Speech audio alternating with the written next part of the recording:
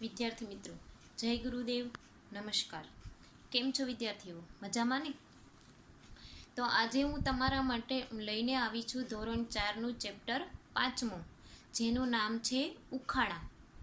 તો ઉખાણા એટલે શું એ વિદ્યાર્થી મિત્રો તમને ખબર જ હશે કે ઉખાણામાં એક કોયડો આપવામાં આવ્યો હોય અને તેને આપણે ઉકેલવાનો હોય કે એનો પ્રશ્ન શોધીને આપવાનો હોય છે. તો સૌપ્રથમ હું તમને એના જવાબ એક સાથે આપી દઉં છું અને પછી આપણે ઉખાણાને 1 by 1 સમજીશું. તો સૌપ્રથમ આપવામાં આવ્યું છે સૂર્ય. સૂર્યનું ચિત્ર આપવામાં આવ્યું છે. બીજું ચિત્ર આપવામાં આવ્યું છે કમ્પ્યુટર. ત્રીજું ચિત્ર આપવામાં આવ્યું છે પડછાયો. એના પછીનું ચિત્ર આપવામાં આવ્યું છે હિંચકો. ત્યાર પછીનું છે કોબીજ, જે શાકભાજીમાં હોય છે કોબીજ. એના પછીનું ચિત્ર આપવામાં આવ્યું છે હોઠ, જેનાથી આપણે બોલીએ છીએ હોઠ. એના પછીનું ચિત્ર આપવામાં આવ્યું છે નાળિયેર, શ્રીફળ, નાળિયેર. અને છેલ્લું ચિત્ર આપવામાં આવ્યું છે ચપટી, જે આપણે ચપટી હાથેથી વગાડીએ છીએ તે ચપટી. તો આ બધા જ મેં તમને જવાબ એક સાથે ચિત્ર આપી દીધા છે. તો વિદ્યાર્થી મિત્રો, 1 by 1 એક એક ઉખાણું આપણે લઈશું અને એના જવાબ આપણે શોધશું. બરાબર. તો પહેલું ઉખાણું આપણને આપવામાં આવ્યું છે કે સવારે આવે સાંજે જાય. સવારે આવે છે સવારના સમયે, સવારે આવે છે અને સાંજે જતો રહે છે. સવારે આવે છે અને સાંજે જાય છે. કોઈ ન જાણે ક્યાં સંતાય.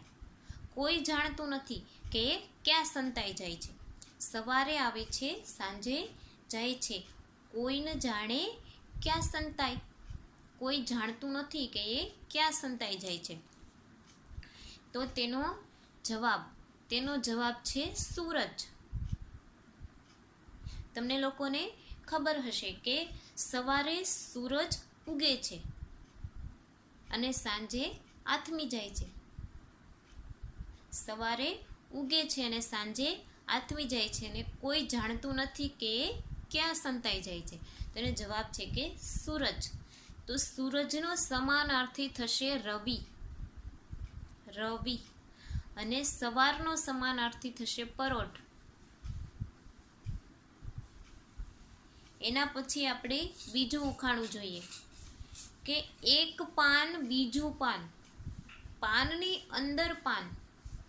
એક પાન છે એની અંદર બીજું પાન છે અને પાનની અંદર ઘણા બધા પાન છે. લીલા ધોળા પાંદડા, શું છે મારું નામ. લીલા ધોળા પાન છે. તો વિચારો વિદ્યાર્થી મિત્રો કે શું છે મારું નામ. તો એનું નામ છે કોબીજ, કે જેને આપણે શાકભાજીમાં ખાઈએ છીએ. એક પાન બીજું પાન, પાનની અંદર પાન, લીલા ધોળા પાંદડા, શું છે મારું નામ. તો એ છે કોબીજ. એના પછી ત્રીજું ઉખાણું આપણે જોઈએ કે બે સગા ભાઈ. આપણે ભાઈ બહેન હોઈએ છીએ ને, બે સગી બહેન હોય છે, બે સગા ભાઈ હોય છે. તો બે સગા ભાઈ અડ અડ કહેતા અડે નહીં. અડ અડ કહેતા અડે નહીં. બે સગા ભાઈ છે અને અડવાનું કહે છે તોય અડતા નથી. અડ અડ કહેતા અડે નહીં. અડીશમાં અડીશમાં કહીએ તો અડે. અડીશમાં અડીશમાં કહીએ તો અડે. તો વિચારો વિદ્યાર્થી મિત્રો, શું હશે એનો જવાબ? કે બે સગા ભાઈ છે, અડ અડ કહે છે તો અડતા નથી અને અડીશમાં અડીશમાં કહીએ તો અડે છે. તો એનો જવાબ કહી દઉં છું વિદ્યાર્થી મિત્રો. એનો જવાબ છે હોઠ. હોઠ. તમને ખબર છે કે અડ અડ કહીએ તો બે હોઠ ભેગા થતા નથી, પણ અડીશમાં અડીશમાં તો કહે તો બે હોઠ ભેગા થાય છે. એટલે એનો જવાબ છે હોઠ. એના પછી ચોથું ઉખાણું આપણને આપવામાં આવ્યું છે કે શરીર નહીં પણ જન્મે ખરી. શરીર નથી એની પાસે, પણ એનો જન્મ થાય છે. મોં નહીં પણ કરે અવાજ. મોં નથી પણ તોય અવાજ કરે છે. જન્મી એવી જટ મરે. જન્મી, એનો જન્મ થાય છે ને તરત એનું મૃત્યુ થઈ જાય છે. મરે એટલે કે મૃત્યુ, મરણ. જટ એટલે કે ઝડપથી. તો જન્મ થાય છે ને તરત એનું મૃત્યુ થઈ જાય છે. ચતુર કરો વિચાર. ચતુર એટલે કે હોશિયાર. ચતુર કરો વિચાર. હોશિયાર હોય તો એનો જવાબ આપો. તો વિચારો વિદ્યાર્થી મિત્રો, શું હશે એનો જવાબ? તો એનો જવાબ છે ચપટી. શરીર નથી પણ અવાજ કરે છે. મોં નથી પણ અવાજ કરે છે. શરીર નથી તો જન્મ થાય છે. જન્મી એવી જટ મરે છે. અને ચતુર કરો વિચાર, એનો જવાબ છે ચપટી. તો પાંચમું ઉખાણું આપણને આપવામાં આવ્યું છે આમ જાઓ તેમ જાઓ. આમ જાઓ તેમ જાઓ, જાઓ ત્યાં સાથે જાઓ. આમ જાઓ છો તો પણ સાથે રહે છે. આમ જાઓ તો પણ સાથે રહે છે. જ્યાં જાઓ ત્યાં એ સાથે જ રહે છે. નાનો થાવ મોટો થાવ, ઊંઘી જાઓ તો સંતાઈ જાઓ. ક્યારેક નાનો થઈ જાઉં છું તો ક્યારેક મોટો થઈ જાઉં છું. અને તમે ઊંઘી જાઓ તો હું સંતાઈ જાઉં છું. તો એ શું છે વિદ્યાર્થી મિત્રો? તો એ છે પડછાયો.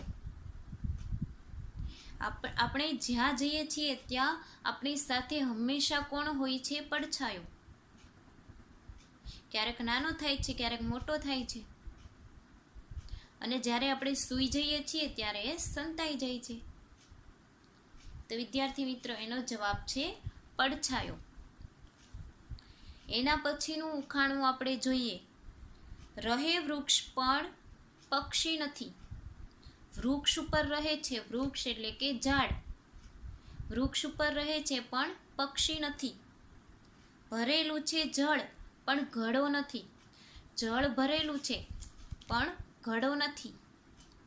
માથે છે જટા પણ જોગી નથી. માથે જટા છે પણ જોગી નથી. જટા એટલે અવ્યવસ્થિત લાંબા વાળ, કે જે વ્યવસ્થિત વાળ હોય નહીં, અવ્યવસ્થિત હોય, તો એને જટા કહેવાય. તો માથે જટા છે, અવ્યવસ્થિત માથે વાળ છે પણ જોગી નથી. જોગી એટલે સાધુ. આપણને ખબર છે કે સાધુ હોય એને લાંબા વાળ હોય છે. તો આવા જટા છે માથે પણ એ જોગી પણ નથી, સાધુ પણ નથી. અને છે ત્રિનેત્ર પણ શંકર નથી. ત્રિનેત્ર એટલે 3 આંખ વાળો. જેને 3 આંખ હોય તેને શું કહેવાય? ત્રિનેત્ર. તો ત્રિનેત્ર છે, 3 આંખ છે પણ શંકર નથી. આપણને ખબર છે કે ભગવાન શંકરને જ 3 આંખો છે. તો રહે વૃક્ષ પર પણ પક્ષી નથી. વૃક્ષ ઉપર રહે છે પણ પક્ષી નથી. ભરેલું છે જળ પણ ઘડો નથી. ઘડો એટલે કે માટલું. માથે છે જટા પણ જોગી નથી. જોગી એટલે સાધુ. માથે જટા છે પણ સાધુ નથી. અને છે ત્રિનેત્ર પણ શંકર નથી. 3 આંખ છે પણ શંકર નથી. તો બોલો હું કોણ છું?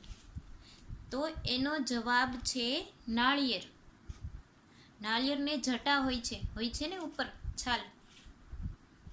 3 આંખો હોય છે, ત્રિનેત્ર.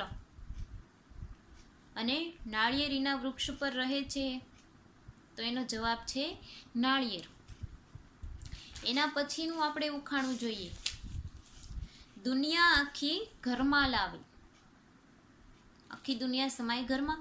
તો દુનિયા આખી ઘરમાં લાવે, કામ ફટાફટ કરતું. કામ ફટાફટ એટલે કે ઝડપથી કરી નાખે છે. જ્ઞાનની સૌ બારીઓ ખુલ્લી. જ્ઞાન એટલે બુદ્ધિ. તો જ્ઞાનની સૌ બારીઓ હંમેશા ખુલ્લી જ હોય છે. અને એક જ ક્લિકમાં કરતું. એક જ વાર ક્લિક કરવાનું. તો એનો જવાબ છે કમ્પ્યુટર. કમ્પ્યુટરમાં એટલું બધું સંગ્રહ થાય છે કે આખી દુનિયા પણ સમાઈ જાય. જે વસ્તુ આપણે જાણવી હોય તે એક જ ક્લિકમાં આપણે સર્ચ કરવું પડે, શોધવું પડે, તો ફટાફટ એનો જવાબ આપને મળી જાય છે કમ્પ્યુટરમાં. અને જ્ઞાનની બારીઓ ખોલે. એના પછીનું ઉખાણું આપણને આપવામાં આવ્યું છે 8મું. હાલે છે પણ જીવ નથી. હાલે છે એટલે કે ચાલે છે. ચાલે છે પણ એનામાં જીવ નથી. ચાલે પણ પગ નથી. જીવ પણ નથી અને પગ પણ નથી, છતાં એ ચાલે છે. બેઠક છે પણ બાજટ નથી. બેઠક છે પણ બાજટ નથી. ખવાય છે પણ ખૂટતો નથી. ખવાય છે પણ ખૂટતો નથી. તો એનું નામ છે હિંચકો. હિંચકો. હિંચકા આપણે ખાઈએ છીએ. તો વિદ્યાર્થી મિત્રો, આ ઉખાણા મેં તમને 8 ઉખાણા સમજાવ્યા. તો એમાં ઘણા બધા સમાનાર્થી શબ્દો આવે છે. તો એકવાર એનું રિવિઝન હું તમને કરાવીશ. સવાર. સવાર તો એનું સમાનાર્થી થશે પરોઢ. પરોઢ. અંદર તેનો વિરોધી થશે બહાર. અંદરનો વિરોધી થશે બહાર. એના પછીનું છે શરીર. શરીર તો તન. શરીરનું સમાનાર્થી થશે તન. અવાજ. અવાજનું સમાનાર્થી થશે ધ્વનિ. ધ્વનિ. મોં. મોંનું સમાનાર્થી થશે મોઢું. મોઢું, જેનાથી આપણે બોલીએ છીએ. ચતુર. ચતુર તો ચતુરનું સમાનાર્થી થશે હોશિયાર. હોશિયાર. અને ચતુરનું વિરોધી થશે ઠોઠ. ઠોઠ કે જે હોશિયાર નથી એ. જટ. જટનું સમાનાર્થી થશે ઝડપથી. મરણ. મરણનું સમાનાર્થી થશે મૃત્યુ. મૃત્યુ. જન્મ. જન્મનું વિરોધી થશે મરણ. એના પછી આપણે જોઈએ કે નાનો. નાનો તો એનું વિરોધી થશે મોટો. એના પછી જોઈએ વૃક્ષ. વૃક્ષનું સમાનાર્થી થશે ઝાડ. ઝાડ. જળ. જળનું સમાનાર્થી થશે પાણી. પાણી. જોગી. જોગીનું સમાનાર્થી થશે સાધુ. સાધુ. વૈરાગી. એના 2 સમાનાર્થી થશે, સાધુ અને વૈરાગી. પછી છે શબ્દ સમૂહ. ત્રિનેત્ર તો 3 આંખ વાળો. જટા એટલે અવ્યવસ્થિત લાંબા વાળ. હજી સમાનાર્થી આપવામાં આવ્યા છે દુનિયા. તો દુનિયાનું સમાનાર્થી થશે જગત. જગત. અને જીવ. જીવનું સમાનાર્થી થશે ચેતના. ચેતના. તો વિદ્યાર્થી મિત્રો, આ બધા જ ઉખાણા તમને સમજાઈ ગયા હશે. તો હવે હું તમને એનું સ્વાધ્યાય સમજાવીશ. આપણે સ્વાધ્યાયનું રિવિઝન કરશું. તો પહેલો જ પ્રશ્ન આપણને આપવામાં આવ્યો છે, સવારે આવીને સાંજે કોણ સંતાઈ જાય છે? સવારે આવીને સાંજે કોણ સંતાઈ જાય છે? તેનો જવાબ છે સવારે આવીને સાંજે સૂરજ સંતાઈ જાય છે. સવારે આવીને સાંજે સૂરજ સંતાઈ જાય છે. બીજો પ્રશ્ન આપણને આપવામાં આવ્યો છે, કવિએ કોબીની શી ઓળખાણ આપી છે? કવિએ કોબીની શી ઓળખાણ આપી છે? તેનો જવાબ છે કવિએ કોબીની આ ઓળખાણ આપી છે, પાનની અંદર પાન. લીલા ધોળા પાન. એક પાન બીજું પાન, પાનની અંદર પાન. લીલા ધોળા પાન. ત્રીજો આપને પ્રશ્ન આપવામાં આવ્યો છે, મૌન હોવા છતાં કોણ અવાજ કરે છે? મૌન હોવા છતાં કોણ અવાજ કરે છે? તેનો જવાબ છે, મૌન હોવા છતાં ચપટી અવાજ કરે છે, ચપટી. ચોથો પ્રશ્ન આપને આપવામાં આવ્યો છે, જટા હોવા છતાં જોગી કોણ નથી? જટા હોવા છતાં જોગી કોણ નથી? તેનો આન્સર છે નાળિયેર. આખા વાક્યમાં આપણે જવાબ આપીએ કે જટા હોવા છતાં જોગી નાળિયેર નથી. પાંચમો પ્રશ્ન આપણને આપવામાં આવ્યો છે, જ્ઞાનની બારીઓ કોણ ખોલે છે? જ્ઞાનની બારીઓ કોણ ખોલે છે? તેનો જવાબ છે, જ્ઞાનની બારીઓ કમ્પ્યુટર ખોલે છે. જ્ઞાનની બારીઓ કમ્પ્યુટર ખોલે છે. તો વિદ્યાર્થી મિત્રો પાંચેય પ્રશ્નોનો જવાબ તમને મળી ગયો હશે. તો હવે એકવાર આપણે શબ્દ સમૂહો જોઈ લઈએ. અહીંયા 3 શબ્દ સમૂહ આપણને આપવામાં આવ્યા છે. ઉનાળાની સખત ગરમ હવા. ઉનાળાની સખત ગરમ હવા, તો એને આપણે કહીશું લૂ. જે ગરમ હવા હોય છે એને આપણે લૂ તરીકે ઓળખીએ છીએ. બીજો શબ્દ સમૂહ આપવામાં આવ્યો છે 3 આંખ વાળું, તો એને આપણે કહીશું ત્રિનેત્ર. ત્રિનેત્ર. ત્રીજો શબ્દ સમૂહ છે 4 પાયાવાળું એક જાતનું આસન. 4 પાયાવાળું એક જાતનું આસન, તો તેને આપણે કહીશું બાજઠ. બાજઠ. લૂ, ત્રિનેત્ર અને બાજઠ. અહીં આપને 3 શબ્દ સમૂહ આપવામાં આવ્યા છે. તો વિદ્યાર્થી મિત્રો, ઉખાણા તમને સમજાઈ ગયા હશે. જય ગુરુદેવ. નમસ્કાર.